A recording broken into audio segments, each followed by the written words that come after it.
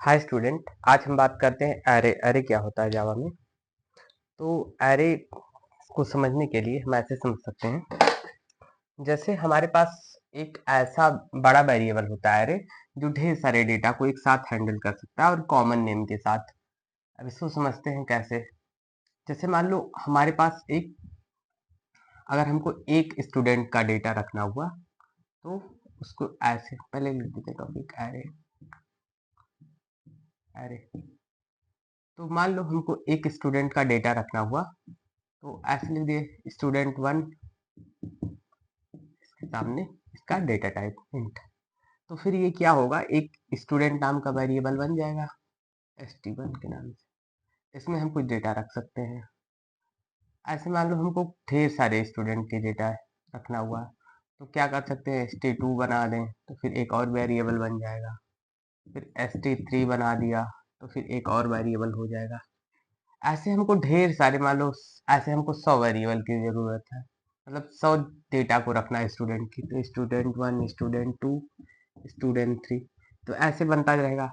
एक एक वेरिएबल मतलब का एक एक मतलब यहाँ पे मेमोरी लोकेट होता रहेगा, वो भी अलग अलग नाम से। तो ये करने में हमको बार बार वेरिएबल को डिक्लेयर करना पड़ा है, और इसको 100 टाइम्स हमको लिखना पड़ा अगर 100 स्टूडेंट का डेटा बनाना है। मेमोरी कंज्यूम होगी, फिर ऐसे वेरिएबल्स बनेंगे। तो इतना बड़ा कोड हमको ना लिखना पड़े, इसके लिए एरे यूज करते हैं।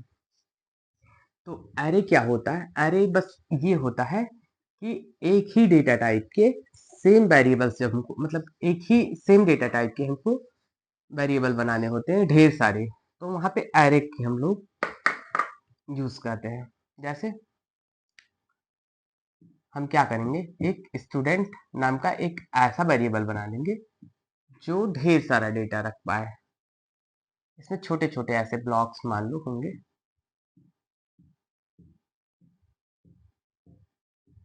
ये एक एरे है अगर st नाम से, तो इसमें जितना चाहे उतनी इसकी साइज रखने और सबको हम लोग एक्सेस कर सकते हैं, ढेर सारे इसमें डेटा फिल कर सकते हैं। और इनको कैसे हम लोग फेच करेंगे कि मतलब कौन से पे क्या रखा हुआ है, इसकी इंडेक्सिंग होती है उसके लिए, मतलब एक्सेस करने के लिए। ये 0, ये 1, ये 2, ये 3, ये 4, ये 5, ये 6, ये 7, ये 8, ये 9, ये 10।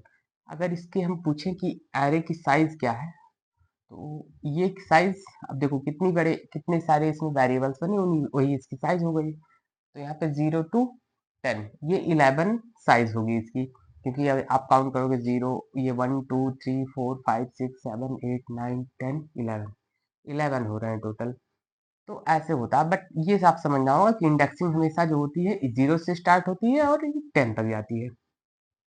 अब मान लो यहाँ पे हमने कुछ रैंडम नंबर्स रख लिए, 20, 24, 53, 42, 65, 36, 93, 95, 93, 72, 46, 7।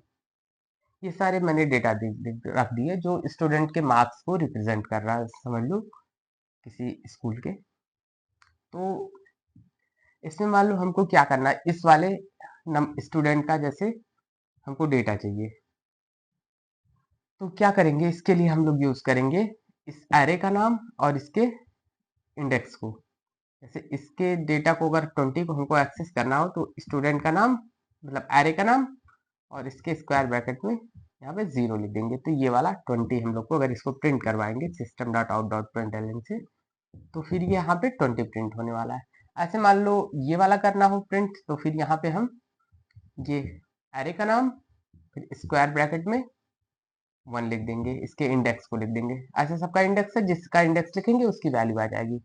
जैसे मान लो हमको 36 को प्रिंट करना हुआ, तो स्टूडेंट ब्रैकेट में मतलब ये वेरिएबल का नाम st और ये 5, तो ये हो जाएगा ऐसे एक्सेस करने का तरीका।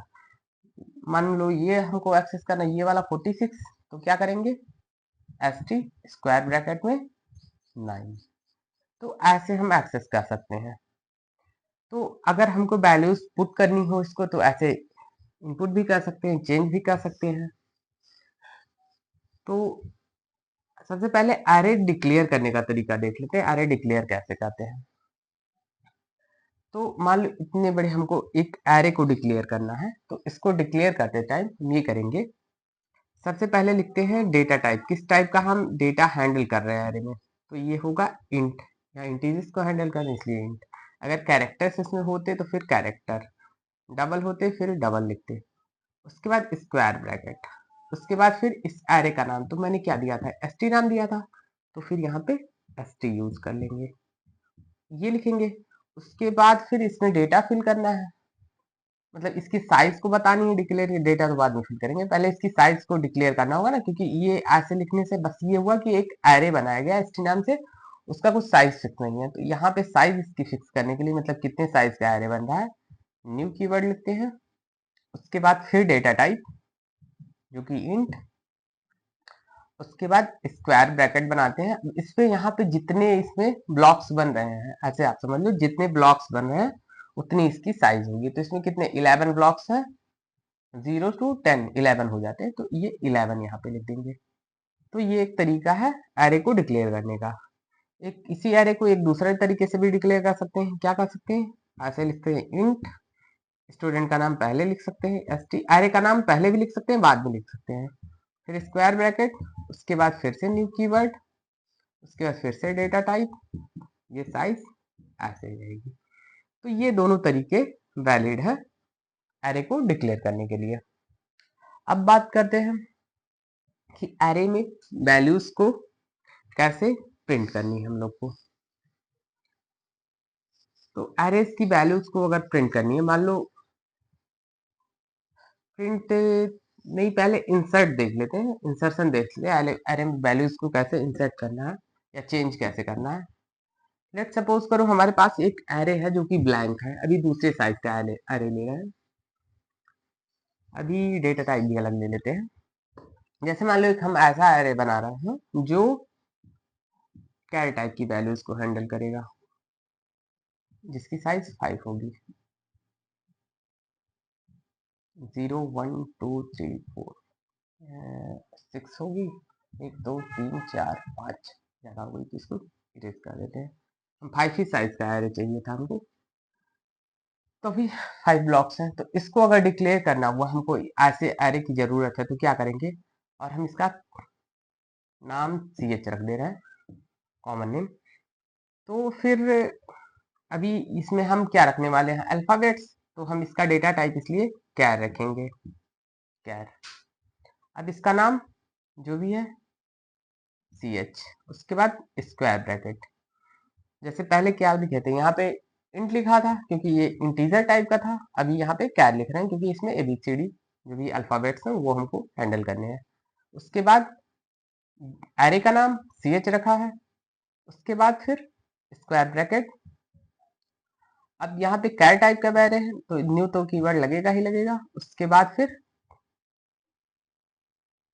कैर, डेटा टाइप यहाँ भी लिखते हैं, उसके बाद फिर स्क्वायर ब्रैकेट, इसमें इसकी साइज, तो इसकी साइज 5 है तो यहाँ पे 5, क्योंकि 5 ब्लॉक्स हैं इसमें तो इसलिए 5। तो ये तरीका हुआ कैर डेटा टाइप। ऐसे डबल फ्लोट कुछ भी आप ले सकते हो जैसे आप चाहो, बस क्या करना है, अगर आप डेटा टाइप चेंज कर रहे हो तो यहाँ भी चेंज करनी है और यहाँ पे भी चेंज करनी है। और एरे की साइज अगर बढ़ घट रही है तो जितनी भी साइज है, जितने ब्लॉक्स इसमें बन रहे हैं वहां पे नंबर यहाँ पे चेंज कर देना आप। ये है डिक्लेयर करने का तरीका। अभी इंसर्ट की बात करते हैं, नंबर्स इसमें कैसे इंसर्ट करते, तो ये तो साइज तो डिक्लेयर हो गई, तो ऐसे एक ब्लॉक बन जाएगा, तो इसमें शुरू में कुछ नहीं होगा, तो भी इसमें हमको वैल्यूज डालनी है, तो एक तरीका है हम लोग इसकी इंडेक्सिंग से वैल्यूज को डाल सकते हैं। जैसे यहाँ इसकी पहले इंडेक्सिंग पहले वाले ब्लॉक की 0 होती है, दूसरे की 1 होती है, तीसरे की 2, उसके बाद 3, ऐसे सीक्वेंसली चलता रहता है। और अगर हमारा एरे 5, इसमें 5 ब्लॉक्स है, मतलब 5 साइज है इसकी, तो इसकी इंडेक्सिंग 0 to 4 होगी, मतलब इंडेक्सिंग एक साइज से कम ही होगी। अब जैसे यहाँ पे एक, अब इसको इंडेक्सिंग तो 0 से स्टार्ट हो जाती है, इसीलिए यहाँ पे इसकी 0, इसकी 1 2 3 4, तो ये इंडेक्सिंग ऐसे हो जाएगी। अब जो साइज है वो 5 होगा। अभी इसमें वैल्यूज को अगर इंसर्ट करना है तो फिर हम हमारे पास क्या है, एक तो तरीका ऐसे है, हम लिखें एरे का नाम स्क्वायर ब्रैकेट, तो यहाँ पे वैल्यूज को इंसर्ट करनी है तो 0 इसकी इंडेक्सिंग 0, इसलिए इसके एरे का नाम इसके 0 इंडेक्स पे, और यहाँ पे जो भी वैल्यू डालनी है, लेट्स सपोज ए डालनी है, तो फिर एज ऐसे कर देंगे ए। ये इसलिए सिंगल कोट्स क्योंकि ये कैर डेटा टाइप है, तो फिर यहाँ पे ए आ जाएगा। फिर ऐसे दूसरे पे मान लो ई डालनी है, तो सी एच, इसका इंडेक्स कितना 0, सॉरी 1, तो इसका 1 लिख देंगे। उसके बाद फिर यहाँ पे हम साथ चाहते हैं सारे अल्फाबेट्स रख दें, ए ई आई ओ यू, ये हो जाएगा। और तीसरे पे मतलब इसका इंडेक्स 2, तो आई आ जाएगा।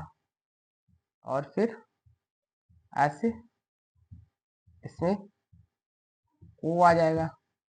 उसके बाद नीचे इधर लिख देते हैं सी एच 4, और यहाँ पे यू रख देंगे। तो ये तरीका है एरे में, या तो ऐसे नंबर्स को इंसर्ट कर सकते हैं, या तो फिर हम लूप की हेल्प से भी कर सकते हैं। ये तो मतलब बेसिक सा तरीका हुआ, जैसे एक एक इंडेक्स को इनपुट करना बारी बारी। अगर मान लो आपको सारे एरे को कंप्लीट भरना है, तो इससे क्या होगा, मान लो यहाँ पे ऐसे इसको देख लेते, तो पहले पे 0 पे ये चला गया, 1 पे ई चला जाएगा, और 2 पे 2 ये रहा, तो यहाँ पे आई आ गया, ऐसे ओ और यू आ जाएगा। एक ही तरीका है एरेज को इनपुट करने का। ये बेसिकली यूज नहीं होता, बट ये समझने के लिए आपके था कि कैसे वैल्यूज को ये इंसर्ट होती है एरे में। एक तरीका है आप लूप से इंसर्ट कर लो, तो इसको इरेज करते हैं अभी। तो ज्यादातर आपके सिलेबस में मतलब एरे इंटीजर टाइप का ही है, तो इसलिए इंटीजर पे ही एक बनाते हैं, एक इंटीजर टाइप का एरे बनाते हैं। तो एरे का नाम एरे ही रख देते हैं, ए आर आर, एरे। तो इसका साइज 5 रखते हैं, 0 1 2 3 4 5, 5 साइज का एरे बन गया। छोटा कर देते, इसकी साइज कुछ बड़ी हो गई ज्यादा। तो यहाँ हम चाहते हैं कि वैल्यूज इंसर्ट हो, बट ये ऐसे हो कि स्मार्ट तरीके से हो। तो इसको क्या करेंगे हम लोग, जैसे क्या था कि पहले लिखते थे एरे का नाम, और यहाँ पे इंडेक्स 0, फिर इसी में दूसरे पे जैसे यहाँ पे 0 इंडेक्स होता था, यहाँ पे 1, यहाँ पे 2, यहाँ पे 3, यहाँ पे 4, ऐसे होता है। तो यहाँ पे बस क्या चेंज होता है, यहाँ वाली वैल्यू इंडेक्सिंग चेंज होती है, नंबर्स अपने आप आ जाते हैं। अगर स्कैनर क्लास से यही चीज लेना हो इनपुट हम लोग को, तो क्या करेंगे हम लोग, इसको लूप में रख देंगे फॉर। अब लूप ये इंडेक्सिंग 0 से स्टार्ट हो रही है, इसलिए इंट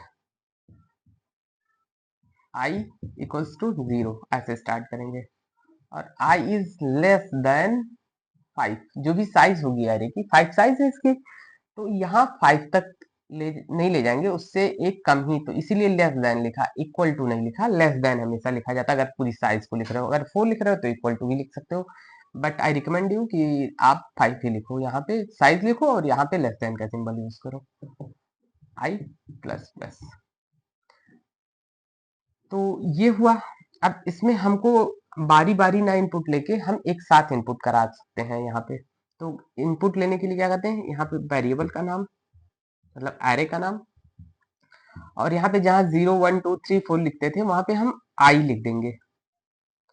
और फिर उसके बाद मान लो स्कैनर क्लास का एक ऑब्जेक्ट ऊपर बना हुआ है, ऐसे समझ लो, scanner S C equals to new scanner system dot in, जो भी है, ये स्कैनर क्लास का ऑब्जेक्ट बनाओ। तो इसके ऑब्जेक्ट को एस सी यूज किया, डॉट नेक्स्ट इंट, यानी स्मॉल होता है इंट।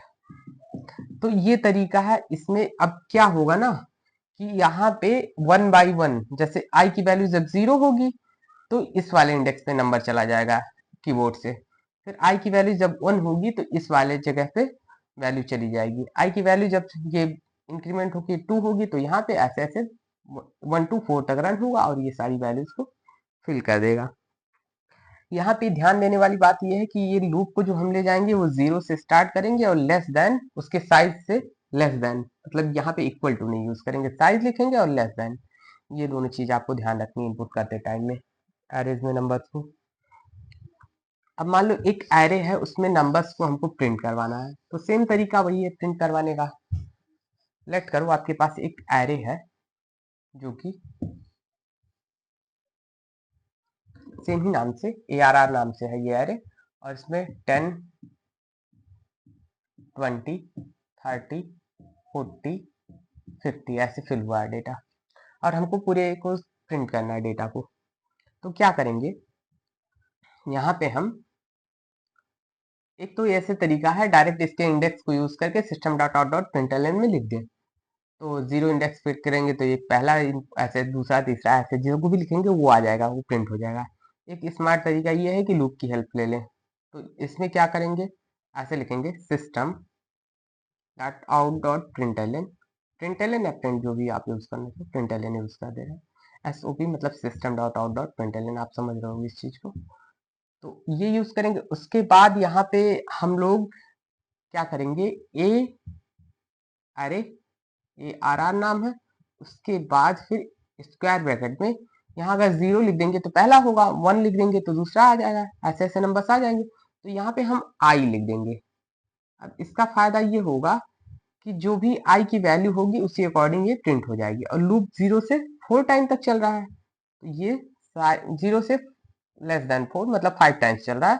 तो पांचों वैल्यूज पहली बार में ये जब 0 के लिए लूप रन होगा तो ये वैल्यू, दूसरी बार में जब 1 के लिए लूप रन होगा आई की वैल्यू तो ये वाला प्रिंट होगा, 2 के लिए 3, ऐसे से प्रिंट होता चला जाएगा। तो ये सारी नंबर्स आपको प्रिंट करते हैं। ये प्रिंट करने का तरीका हुआ एरे में। आई होप ये समझ में आया होगा आपको प्रिंट करने का तरीका और इनपुट लेने का तरीका। तो अभी के लिए बस इतना ही कर सकते हैं, फिर आगे हम सर्चिंग और शॉर्टिंग भी बताएंगे। Thank you.